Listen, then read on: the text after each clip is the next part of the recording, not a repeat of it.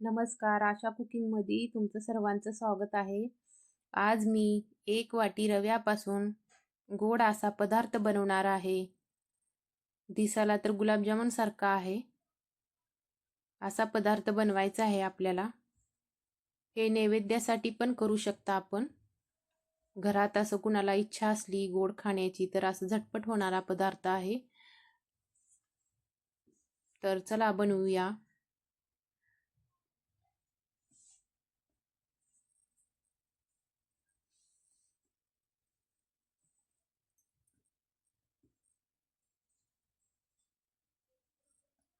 तर मी इथं 1 वाटी मोठा रवा घेतला आहे. स्वच्छ चाळून घेतला आहे. तर हे आपल्याला छोटाच रवा वापरायचा आहे. माझ्याजवळ मोठा रवा आहे म्हणून मी मिक्सरमधून काढणार आहे याला. याला 1-2 फिरवून घ्यायचं एकदा दोनदा, म्हणजे हे बारीक होईल.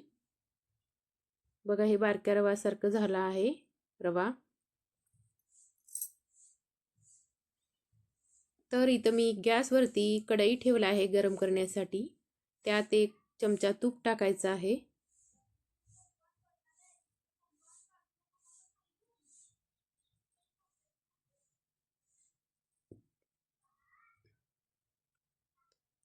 हे बारीक केलेला रवा आपल्याला ह्या तुपात 5-6 मिनिट छान असं परतून घ्यायचं आहे.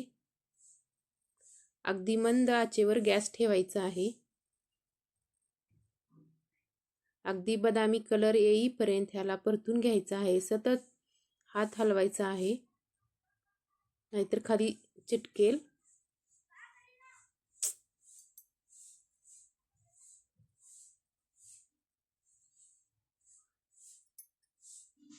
तर इथं आपला रवा भाजत आलेला आहे.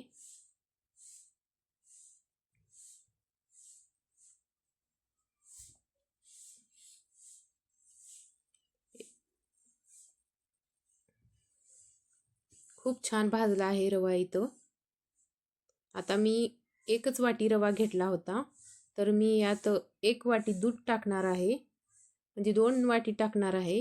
अगोदर आपल्याला 1 वाटी टाकून घ्यायचं आहे.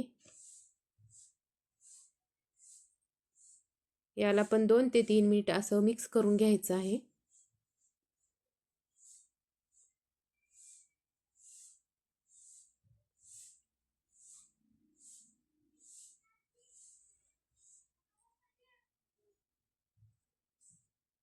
परत आपल्याला 1 वाटी आणखीन टाकायचं आहे. तर इथं आणखीन दूध टाकून घेतलं आहे. अगदी याला पण मंद आचेवर मिक्स करून घ्यायचं आहे.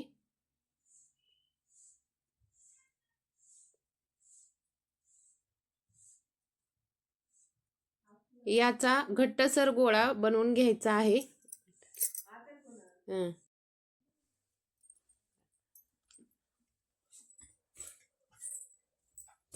एकदम घट्ट बनवायचा आहे.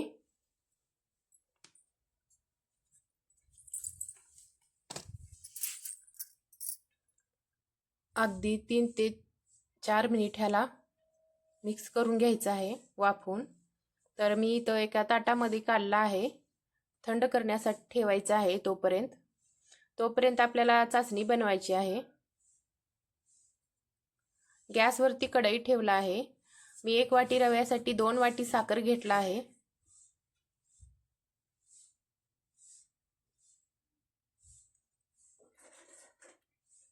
यातच आपल्याला 2 वाटी पाणी टाकायचं आहे. 2 वाटी साखरेसाठी 2 वाटी पाणी टाकायचं आहे.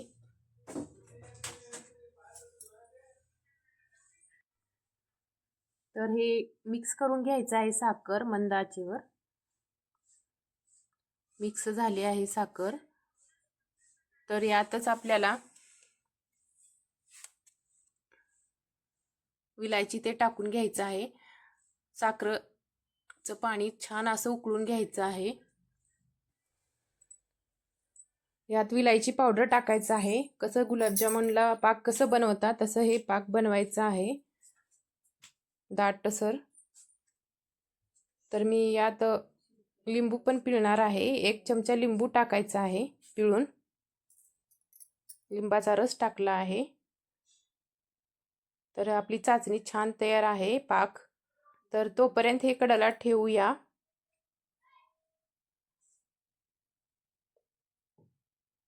इकडं आपला रवा थंड झाला आहे कोमट. तर आपल्याला हे मिक्स करून घ्यायचं आहे, घट्ट मळून घ्यायचं आहे. घट्ट सर्व एकजीव करून घ्यायचं आहे. यात आपल्याला विलायची पावडर टाकायचं आहे. यात आपल्याला बेकिंग सोडा थोडासा टाकून घ्यायचा आहे. मी चिमूटभर टाकला आहे. तर हे सर्व मिक्स करून घ्यायचं आहे. विलायची पावडर टाकला आहे.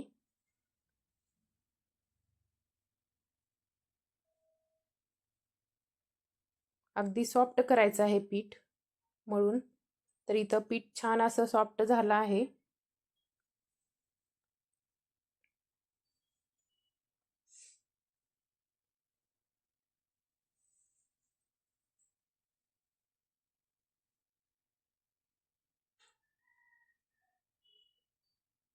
तर याचे गोल गोल टिके करून घ्यायचे आहे. गोल गोल आकाराचे पेढ्यासारखे करून घ्यायचं आहे. कसा पण आकार देऊ शकता तुम्ही. तर मी असा आकार दिला आहे गोल. तर मी इथं सर्व करून घेतला आहे इथं गोल आकाराचे.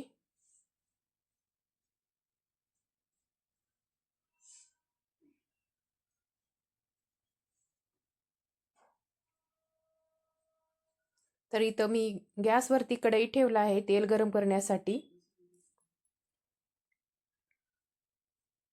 थोडंसं तेलामध्ये हे तळून घ्यायचं आहे. जास्त तेल वापरायचं नाही. तर मी इथं टाकून घेतला आहे हे पदार्थ. आलटून पलटून घ्यायचं आहे याला. अगदी 3-4 मिनिटात हे तळून निघतील मंद आचेवर. तर इथं किती छान फ्राय झाले आहेत बघा. गोल्डन ब्राऊन येईपर्यंत आपल्याला हे फ्राय करायचे आहे. चाचणी अगदी गरम थोडीशी गरम पाहिजे. मग हे टाकून घ्यायचं आहे तळलेले पदार्थ. मिठाई, तर याला मिठाई बी म्हणू शकता गोड.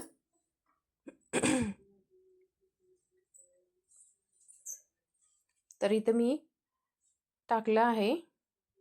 तर यावर एक ताट झाकून ठेवायचं आहे 5-6 तास. म्हणजे आपला पाक मुरला जाईल आत मिठाईमध्ये. पाक इथं आपला मुरला आहे. खूप छान झाली आहे ते मिठाई.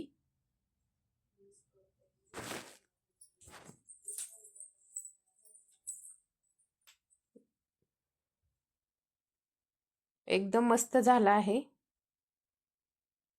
असं नक्की तुम्ही करून बघा. लहान मुलांना खूप आवडेल हे. अगदी गुलाबजाम सारखेच आहे हे मिठाई. तर व्हिडिओ आवडला तर लाईक करा, कमेंट करा, सबस्क्राईब